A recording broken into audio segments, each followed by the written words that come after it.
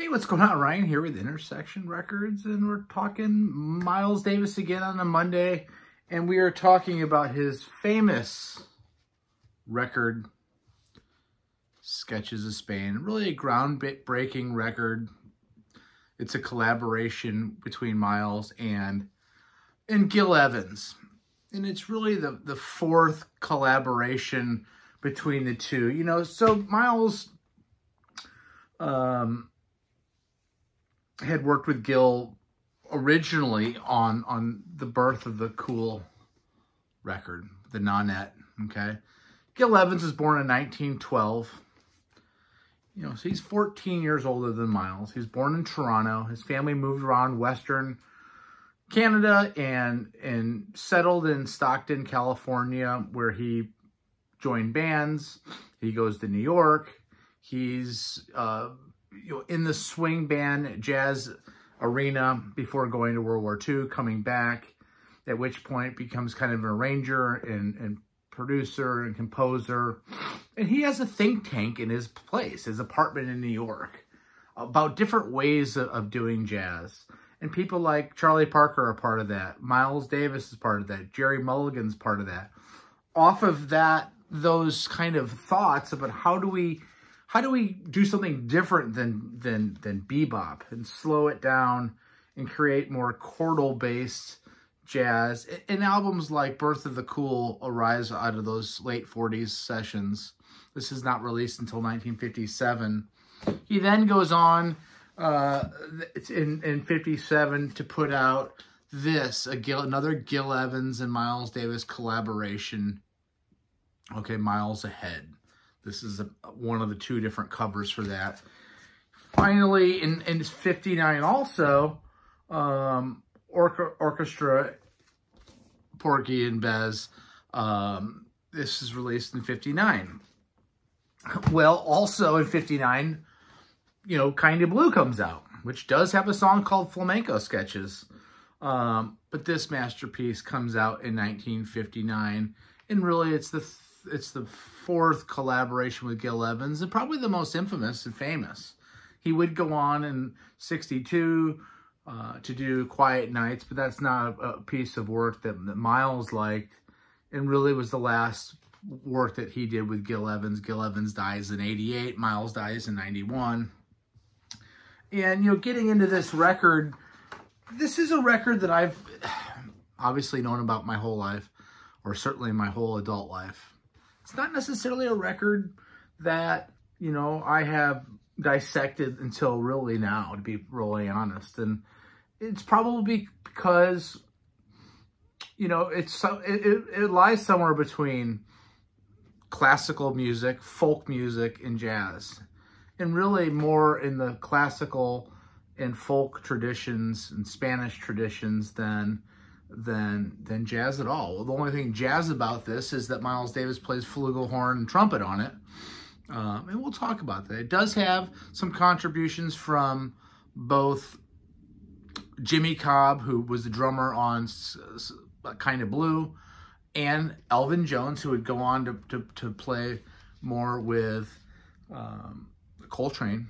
He had played with Tommy Flanagan and Miles in 1953 and 54 in Detroit, but really not that much with Miles. And Jimmy Cobb is on bass. The rest of it is big band stuff that people that Gil Evans orchestrated and put together.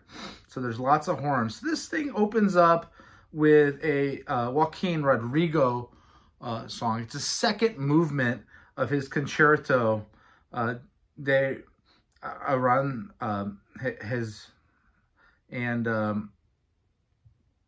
You know, it opens up with the castanets and soft bells and an iconic riff that does get into your head. This first track is 16 plus minutes. It's delicate, it's soft, it sucks you in.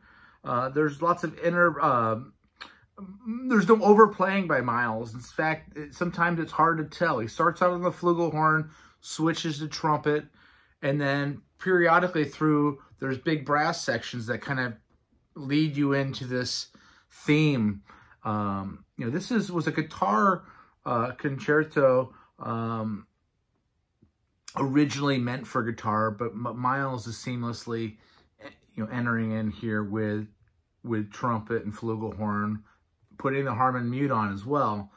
It's triumphant and epic. Rodrigo was not impressed. Rodrigo happily cashed the checks, but he was not impressed with this. And again, I think this album probably, it gets very universally rated highly. And it's a moment in time. This has not really been done before, mixing classical Spanish music with horn players. It's triumphant in that aspect. I don't think it really turns people on that loves classical music. And I would say that it doesn't necessarily hit all the bells for people that really love straight jazz. It's something different. And that's what makes it special. It's something that really you could listen to your whole life. This original concerto was from 1939.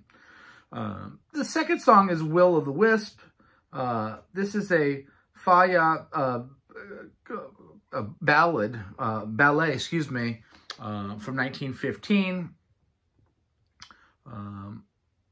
The El Amor Brullo, which means bewitched love. Maybe not quite as compelling as the concerto. And in fact, definitely not as epic. We're only talking about 3 minutes and 47 seconds here. It's more straightforward. Again, he's got the Harmon mute playing. It's definitely memorable. It definitely works really well here. Just not the bombast of the original concerto, which takes up half of this record, essentially. So the first two tracks, again, you have Rodrigo and Falla on that, Manuel de Falla, on those compositions. The second side are Gil Evans' interpretations of what he thinks flamenco music is. So Evans takes from some traditional some traditional aspects of Spanish music and then composes the rest. And Miles does a lot of the heavy lifting for him and brings this thing home.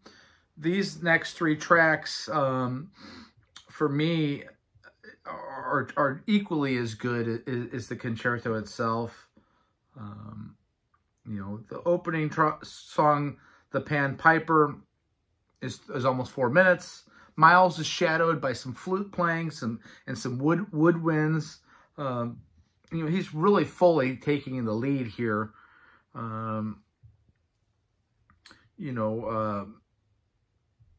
There's sour notes on this second half, and it's interesting. Miles, this was a very, very challenging record for Miles to do.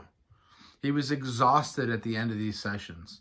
Gil said, let's go back and listen to the master tapes. He's like, you go back and listen to the master tapes. I'm out of here. I can't do this. This took everything out of him to do this. He's working with big band folks, trained guys. Miles is a trained musician. Miles went to Juilliard. You don't go to Juilliard without knowing how to read music, reading charts. So Miles is not only reading charts done by Evans and Rodrigo, but he's also improvising clearly here. The Pan Piper is a good example of that. Miles' style is in full play. The next song, though, is a 5-minute Gil Evans and traditionally arranged song called Saeta. And really, this is just pretty amazing.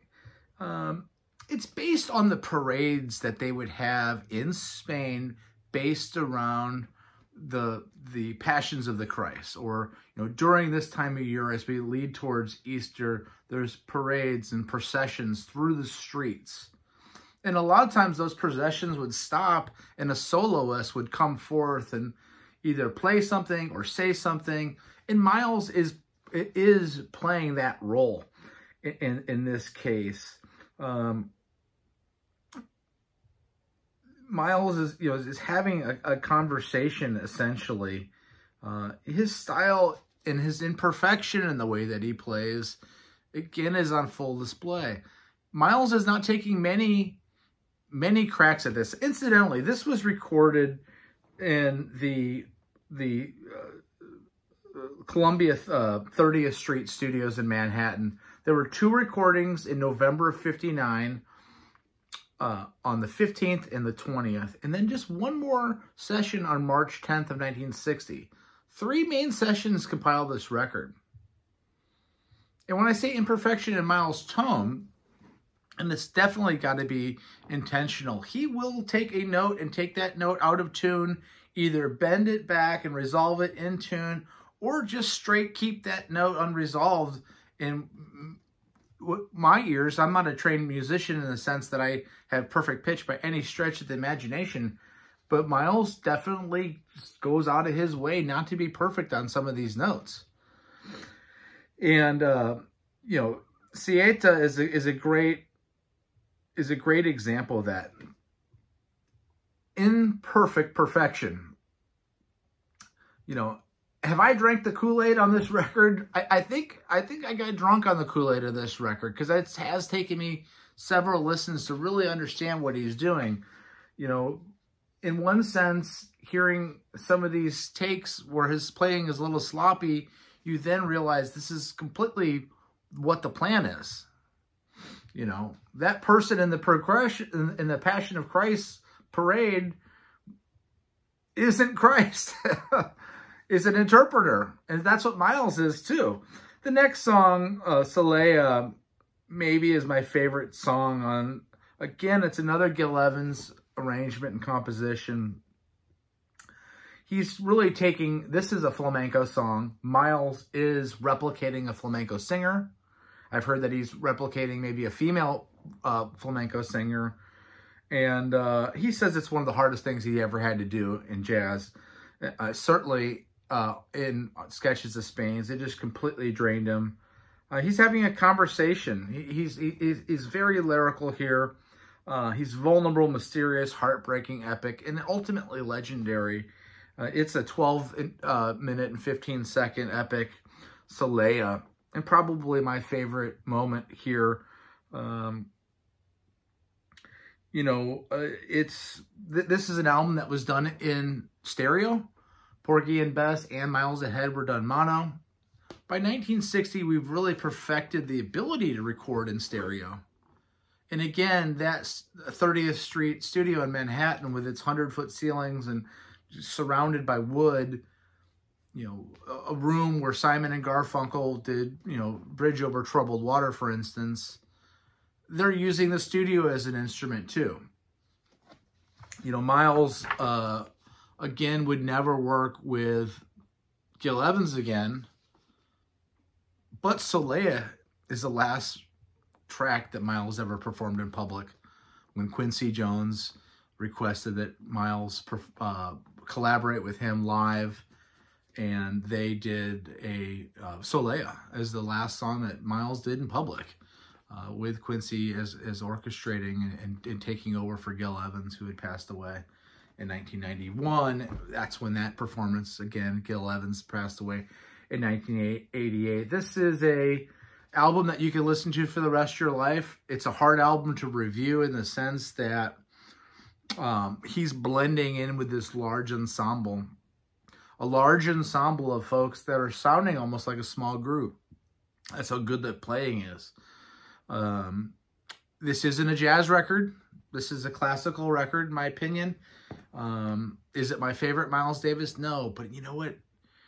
It changes. It makes Miles is already the biggest jazz artist in the world. This takes him into territories of legend.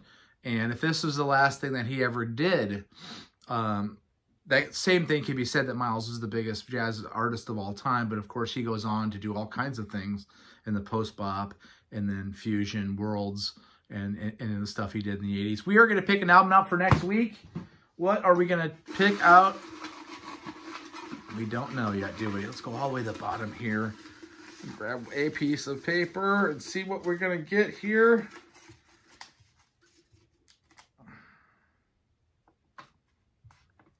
Well, we are going to get another Miles Davis collaboration with Gil Evans, and we're going to actually get Miles Ahead. This comes out in 1957. Miles Ahead, again, collab with Evans and Orchestra. And this is going to be interesting.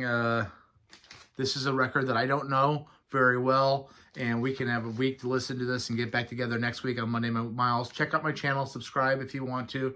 Peace out. See you.